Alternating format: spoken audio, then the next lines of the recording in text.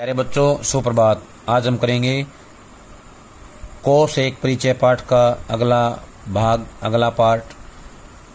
क्रम वर्णमाला का ही था। हाँ, वे दो नियम भी लागू हो रहे थे जो शब्द परी ने शुरू में बताए थे। क और य से मिलकर बने संयुक्ताक्षरों से शुरू होने वाले शब्दों से आगे बढ़ते हुए दोनों क और र से बने संयुक्ताक्षर क्र से शुरू होने वाले शब्दों के भवन आए।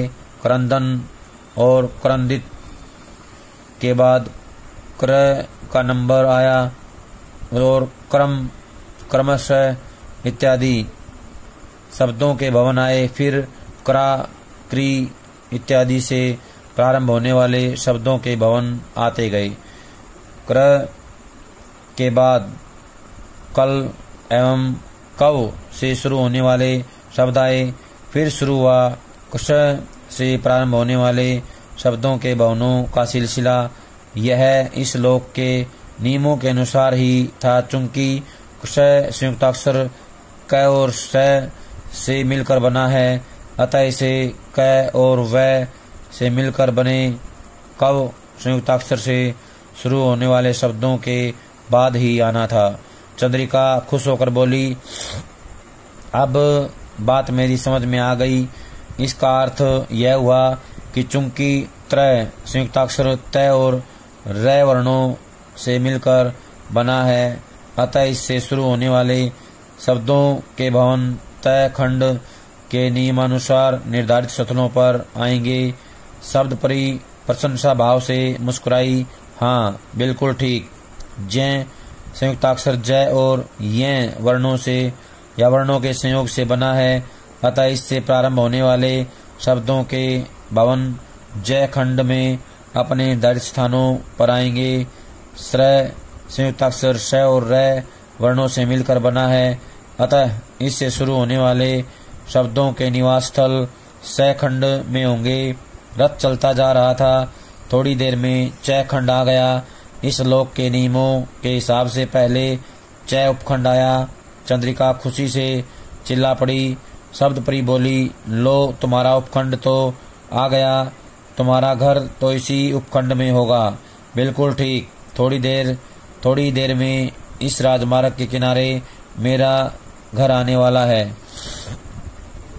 च उपखंड में निवास करने वाले शब्दों के भवन एक एक कर आते जा रहे थे। पहले उन शब्दों के भवन थे जिनका दूसरा वर्ण कैसे शुरू होता था, यानी यहाँ भी नियम वही था जो पहले वर्ण के लिए था। धीरे धीरे उन शब्दों के भवन आए जिनका दूसरा वर्ण द था। चंदन, चंदेल इत्यादि शब्दों के बाद द और र से संयुक्ताक्षर द्र का नंबर आया। इस क्रम में पहला शब्द चंद्र था। अब हम करेंगे संदर्भ ग्रंथ। इसके बारे में सभी ध्यान रखेंगे। जिस प्रकार शब्दकोश में शब्दों के अर्थ दिए होते हैं, उसी प्रकार संदर्भ ग्रंथों में मानव द्वारा संचित ज्ञान को संक्षिप्त रूप में प्रस्तुत किया जाता है। संदर्भ ग्रंथ कई प्रकार के होते हैं। संदर्भ ग्रंथ का सबसे विशुद्ध रूप विश्व ज्ञान कोश है। इसमें मानव द्वारा संचित हर प्रकार की जानकारी और सूचना का संक्षिप्त संकलन होता है। संदर्भ ग्रंथों के अन्य महत्वपूर्ण प्रकार हैं साहित्य कोश और चरित्र कोश। साहित्य कोश में साहित्यिक विषयों से संबंधित जानकारियां संकलित होती हैं। चरित्र कोश में साहित्य, संस्कृति, विज्ञान आदि क्षेत्रों के महान व्यक्तियों के व्यक्तित्व और कृतित्व के बारे में जानकारी संकलित होती है। संदर्भ ग्रंथ गागर में सागर के समान हैं। जब भी किसी विषय पर तुरंत जानकारी की आवश्यकता होती है, संदर्भ ग्रंथ हमारे काम आते हैं। संदर्भ ग्रंथों में जानकारियों का सिलसिलेवार संकलन शब्दकोश के नियमों के अनुसार ही होता है। यानी कि कोई जानकारी चाहिए तो हमें शब्दकोश के नियमों के अनुसार ही संदर्भ ग्रंथों का प्रयोग करना होता है। फिर नियमानुसार इन शब्दों के भवन आए जिनका दूसरा वर्ण द्रा था। चंद्रा, चंद्रायण इत्यादि शब्दों के बाद द्रि की बारी आते ही नियमानुसार पहले चंद्रिकाम्बुज और फिर चंद्रिका का भवन आ गया। भवन के बाहर चंद्रिका की पट्टी को देखकर चंद्रिका का खुशी से उछलना स्वाभाविक था। रथ अब तेजी से दौड़ने लगा। थोड़ी देर में वह खंड आ गया। इस खंड के उपखंड एक एक कर गुजरने लगे। वी उपखंड के आते ही चंद्रिका का उतावलापन बढ़ने लगा। इस लोक के नियमों द्वारा निर्धारित क्रम के अनुसार थोड़ी देर में विदग्ध शब्द का भवन भी आ गया। शब्द परी ने रथ रोका। दोनों रथ से उतरकर भवन के दरवाजे पर पहुंचे। वहां विदग्ध की पट्टिका लगी थी। इस पट्टिका के नीचे संगमरमर की एक और बड़ी पट्टिका थी। जिज्ञासावश चंद्रिका पट्टिका के सामने रुक गई और लिखी इबारत को पढ़ने लगी। विदग्ध वी स नागर निपुण पंडित रसिक रसज्ञ जला हुआ जठराग्नि से पका हुआ पचा हुआ नष्ट गला हुआ जो जलाया पचा न हो सुंदर भद्रतापूर्ण पुल्लिंग चतुर या धूर्त आदमी रसिक एक घास। शब्द परी बोली, इस लोक में हर भवन के बाहर यह संगमरमर की पट्टिका होती है जिस पर शब्द का परिचय होता है। यह जरूरी है कि शब्द से मिलने और मित्रता करने से पहले तुम उसके बारे में पहले से ही जान लो। चंद्रिका ने कहा, शब्द परी, तुमने शब्द के अर्थ को लेकर तो मेरी समस्या सुलझा दी। मैं देख रही हूँ कि विदग्ध शब्द के कई अर्थ दिए हुए हैं। किसी लेखन में जहाँ जैसा संदर्भ होगा वहाँ वैसा ही अर्थ लागू होगा, मगर एक बात समझ नहीं आई। वह क्या है? संगमरमर की पट्टिका पर कुछ संकेताक्षर भी लिखे हुए हैं।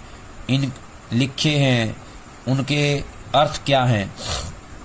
शब्द परी बोली, वी का अर्थ यह है कि विदग्ध एक विशेषण है। वी से होता है विशेषण। पू से यह अभिप्राय है कि यह शब्द पुल्लिंग है। स से यह मतलब है कि विदग्ध संस्कृत का शब्द है। चंद्रिका विदग्ध के बारे में पूरी तरह से जान चुकी थी और उससे मिलने के लिए उत्सुक हो रही थी। शब्द परी ने द्वार की घंटी बजाई। दरवाजा खुलने पर एक सुदर्शन व्यक्ति सामने दिखाई पड़ा। यही विदग्ध था। अपने मेहमानों का स्वागत करते हुए वह उन्हें घर के अंदर ले गया। विदग्ध, यह है पृथ्वी की मेरी हमनाम चंद्रिका। तुमने इसे बहुत परेशान किया है। शब्द परी बोली। विदग्ध ने जवाब दिया, कोई बात नहीं, मैं इनसे माफी मांगता हूँ, मगर इस बहाने इन्होंने हमारे लोक को तो देख लिया। चंद्रिका बोली, नहीं, कोई बात नहीं। सच कहूँ तो वह परेशानी ही वरदान साबित हुई। विदग्ध ने कहा, आगे आपको हमारे किसी भी साथी से कोई परेशानी नहीं होगी। फिर विदग्ध ने एक मोटी पुस्तक निकाली और चंद्रिका को देते हुए बोला, आप इसे मेरी तरफ से उपहार के रूप में रख लीजिए। यह इस लोक की निर्देशिका है। इसे शब्दकोश कहते हैं। चंद्रिका ने इस पुस्तक के पन्ने पलटे। प्रारंभ के 2 पृष्ठों पर एक संकेत सूची थी। इसमें संगमरमर पट्टिका पर प्रयुक्त होने वाले संकेतों के अर्थ दिए गए थे, जैसे पु पुल्लिंग, स्त्री स्त्रीलिंग इत्यादि। प्यारे बच्चों, ये है संकेत सूची। हर शब्दकोश में होती है। संक्षेप में लिखा होता है संकेत, और हमें वहाँ पर उस संकेत को समझकर ही जो है उसका अर्थ निकालना होता है। तो जैसे ये बनाया हुआ है स्टार, पद्य में प्रयुक्त होता है। ये जहाँ पर इस प्रकार का स्टार मिलेगा, प्लस का निशान होता है, वहाँ पे स्थानिक होता है। क्या होता है? स्थानिक। ए के आगे बिंदु होता है, अव्यय होता है। क्या होता है? अव्यय। फिर ए होता है, उसके आगे अरबी। अरबी के शब्दों और अव्यय के लिए ए का प्रयोग किया जाएगा। फिर है अकर्मक क्रिया के लिए ए के बाद क्रिया की क्री का आगे बिंदु लगाया जाएगा। अकर्मक क्रिया होता है वो। इस प्रकार जो संक्षेप शब्द हैं, संक्षिप्त में लिखे गए हैं, उनके नाम जो है हमें याद रखने हैं। जहाँ पर ई लगा होगा उसको इत्यादि बोलते हैं। आयु है वहाँ पे आयुर्वेद हो जाएगा। आ गया आधुनिक हो जाएगा। इस प्रकार से ये अलग अलग प्रकार के हमारे शब्द होते हैं संक्षेप में। इनको हमें सूची के हिसाब से जो है पढ़ करके ध्यान में रखना है। ये सूची दी गई है।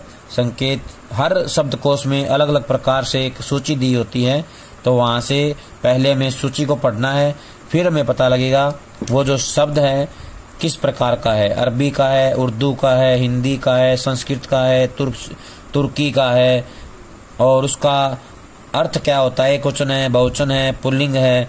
अर्थ के साथ साथ शब्द का पूरा परिचय दिया होता है। इस प्रकार से एक संकेत सूची बना करके दी जाती है, तो हमें पहले उसको पढ़ना होता है और फिर उसके बाद हमें शब्दों के अर्थों को जानना होता है। इसके बाद ए, आ इत्यादि हर खंड में निवास करने वाले शब्दों की सूची थी। इन शब्दों को इस पुस्तक में ठीक उसी प्रकार सजाया गया था जैसे राजमार्ग के किनारे भवनों को क्रमवार निर्मित किया गया था। वही वर्णमाला क्रम और वे ही दो महत्वपूर्ण नियम। लेकिन चंद्रिका ने एक बात और देखी। इस पुस्तक के हर पृष्ठ के शीर्ष पर दो शब्दों का जोड़ा दिया हुआ था, जैसे उत्तरण, उत्थान, जड़, जन आदि।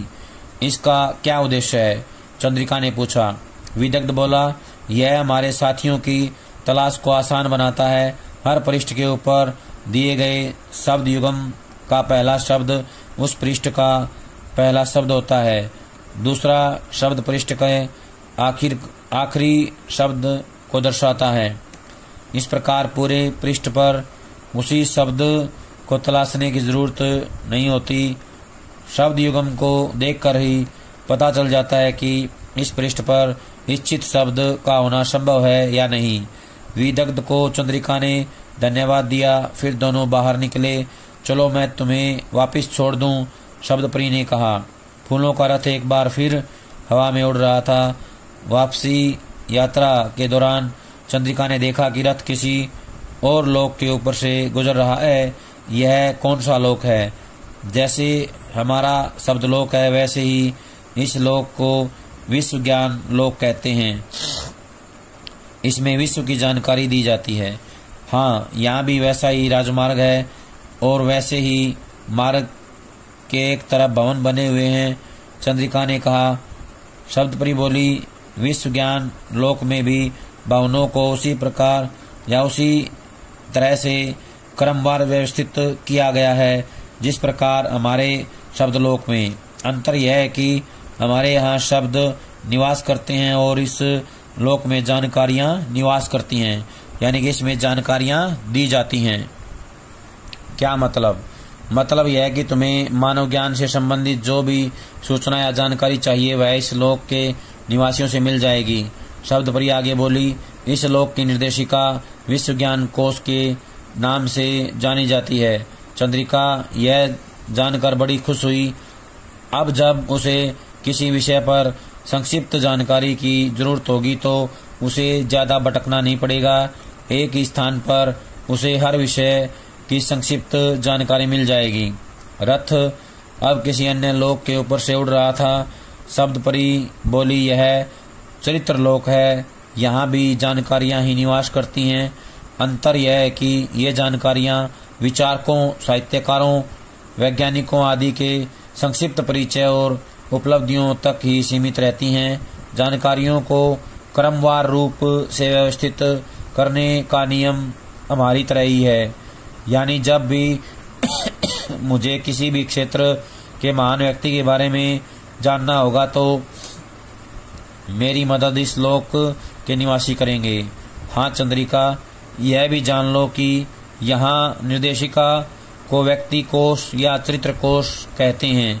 थोड़ी देर में एक और लोक आया।